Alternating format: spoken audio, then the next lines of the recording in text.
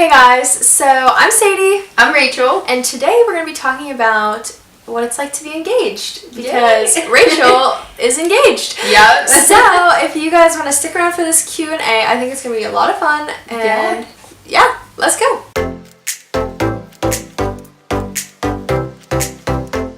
So I am going to ask Rachel a couple questions just about what her this period of life has been like. Being engaged, how many months has it been? 5, 6?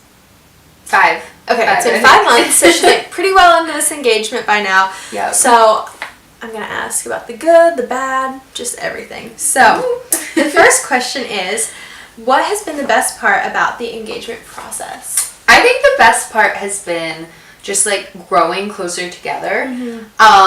Through everything that we're doing together to lead up to our life, to establish that, and just like the anticipation of it all, like knowing that there is an end date to like the dating engagement process. Like we have that date set, like we're going to be married, and it's just exciting, like to be going into a season of life where you're like, okay, I'm starting a new, like not a new life, but kind of a new life with someone new. Like this is our life together, and we're going to be joining together.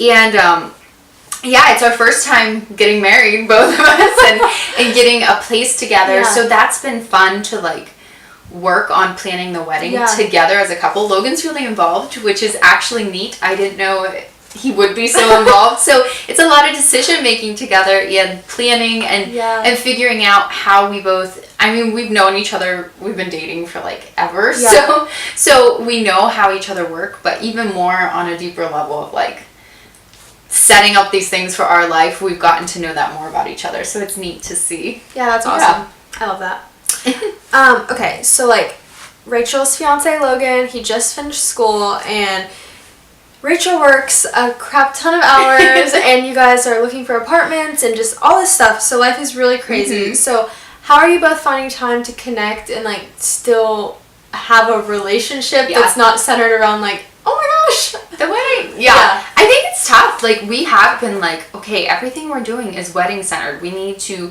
take some time for us. Like there's been moments where we're like, okay, our connection's getting really bad because everything's just like work and to-dos. And I think in the beginning it was like there was so much to do that it was a lot. Like every time we were talking, I was just like, okay, here's your to-do list for today, and like, what do you want to do about this? What do you want to do about that? But I think we've embraced it better now that like this is our stuff together. Like we're setting up our house together. We're setting up our wedding together, like our life, and working through it and viewing that stuff as teamwork, not just like me making Logan to-do lists. like it's us like doing things like apartment hunting. It's been fun because it's not like me saying yes or no or him saying yes or no. Like we're going at it together, and it's kind of like the first steps into teamwork. But we have had to like do things separate from that, and we've tried to be intentional about being like to friends, hey, do you want to go on a double date or like go do this? Or me and Logan being like, let's go on a date and not talk wedding stuff. Let's just like go on a date, enjoy the day, and the stuff will still be there to do tomorrow, because it can get just overwhelming, especially with how much like we don't live together. We don't get to talk a ton because he's working, I'm working, we're in different places, and so it can get to be really like our relationship's all about planning the wedding. So we've had to be intentional in that, but I think we've done well in now trying to just still have our dates and like that's like really good talk about our days. Like, hey, how was your day? Not, hey, I know you just got off work, but I need to contact this person and this person and this person to let them know about wedding things. And that's me. Logan's not saying that to me, but like school though, and like finding a job and like all that stuff. So it's been good to just be like, how was your day? Oh yeah, this wedding thing, later if I need to. So that's good. Yeah. Okay, so what is the best piece of marriage advice you've received? Okay, a lot of people have marriage advice that they give, is what I've learned. And I think the best piece of marriage advice is, I was told that my marriage is my #1 mission field. And it was my mom actually that told me that. Look at that. That's good. But like I love that because I'm the type of person that's like, okay, how can I serve? How can I do this? More. Right. And it's like, to have that view of, this is where I'm supposed to serve. This is my mission. This is like the number one thing I need to be present in. Has really changed my perspective that like I need to pour into my marriage just as much as I am my work or my ministry or something else. Yeah. And for someone like me, it's just a good perspective to have on it.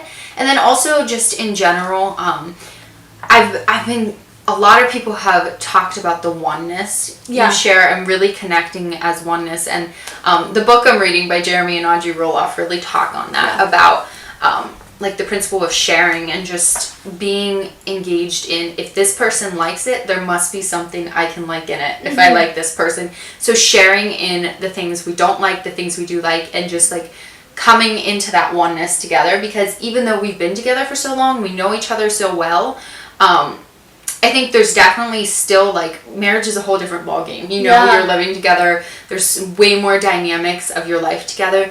And I think culture tries to rip that oneness apart. And just anything I can read that's encouraging and, like, tips of how to keep that oneness better, I've been trying to get my hands on for sure. So good.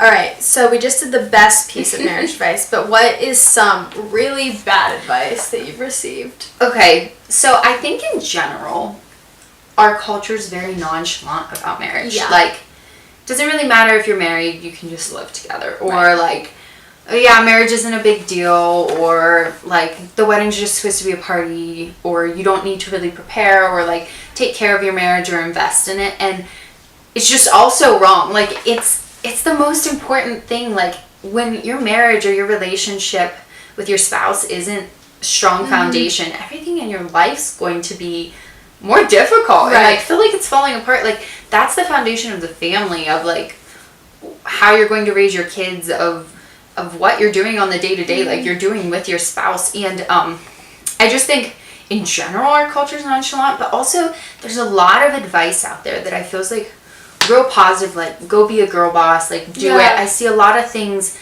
where people say like, make it so you don't need a man. I saw someone recently post like, it was this whole thing about like, I'm going to work all these hours so I don't need him to support me. I'm going to do this because I'm a woman. I can do it on my own. Yes, I have a husband, but I don't need him. Like, I can do it on my own, and I want to be in a place that I'll always be on my own because I deserve to. And it kind of just struck me wrong, because I understand that, and like, power to you for being a strong woman, and power to the women that have to do it on their own.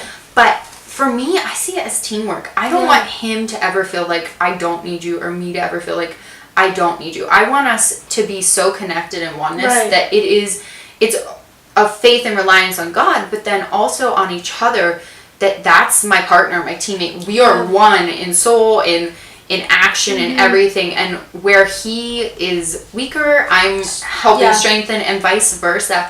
And I don't want to ever be so blatantly independent that I'm separating myself from him. And I think that's something why it struck me, is because I am a very like independent person, but that's something I've had to kind of humble myself, is I don't need to be just like independent, like you do you, I'll do me. Like, we are a team going into this. Well, it's like the body of Christ too. Like, we're not, if you're a hand, you're not going to be a foot. And so like, it's that way in marriage too. Like, you're two different people, but you are coming together as one. So you have to learn how to operate as like a system, which is beautiful. Yeah, it really is. Yeah. Anyways, so you talked already about the Love Letter Life from Audrey and Jeremy Roloff, but what are some other like good Christian marriage resources that you found, or like podcasts or whatever? So I love the book You and Me by Francis Chan. That's been one that I've read and I really like, and I think it has some good practical advice in it for going into marriage. And I have been listening to podcasts. I've listened to Milena Ciciotti's podcast with her husband some, and Jordan Lee Dooley and her husband have a podcast. Audrey and Jeremy do. There's several other people, the Beth Keys, Alyssa and Jefferson. Yeah, I like them a lot. Yeah, I like them a lot and have listened to those. But yeah, I've been trying to read different books and listen to different podcasts, and also just read about marriage in the Bible, because it's like, sometimes we get it from all these other resources. Right. But like the Bible's right there, the best resource we could have. So I've been just like scrolling the back index, like marriage, and going to all the verses. And then also counseling is something that's like an awesome resource, premarital counseling. Yeah. Like I would highly recommend it to anyone, even if you're like, we don't have issues. Well, yeah, but you're like literally joining your life with someone else. There's probably going to be some sort of issue of, I don't like the way you fold towels or brush your teeth, or like, what do we do with our money? Like, you know what I mean? And you just need to be on the same page, and it helps to just kind of have someone that's been there, done that, can moderate and help give some advice to you. Godly advice. Godly advice. That's important too. So, yeah, I think that's all I had. Was there anything else you had to add? I don't know. I'm just really excited for this season of marriage, but yeah, if there was anything I wanted to let people with, it's like, not to just take it so lightly, like not to be like, oh, this engagement's so stressful, but like, don't just pass it off as, I'm engaged, I'm so happy, let's get the dress. Like, you know, use it as a preparing season. That's what it really is a season to prepare for marriage. And that doesn't mean like just get your body and your beauty all ready and your wedding. Like, prepare your heart and your spirit to be joined to another person and to fill that role of a wife. I just think it's so important to use it as that preparing season, for sure. So good. Well, thank you for sitting in this little interview. Thanks for interviewing me. I hope you guys like this video, because I think Rachel had a lot of wisdom about that, and I'm sure a lot of you watching are in this season of life, or about to be in this season of life. So exciting. Yeah. Well, thank you guys, and make sure you like and subscribe down below. And yeah, we'll see you next video. Bye.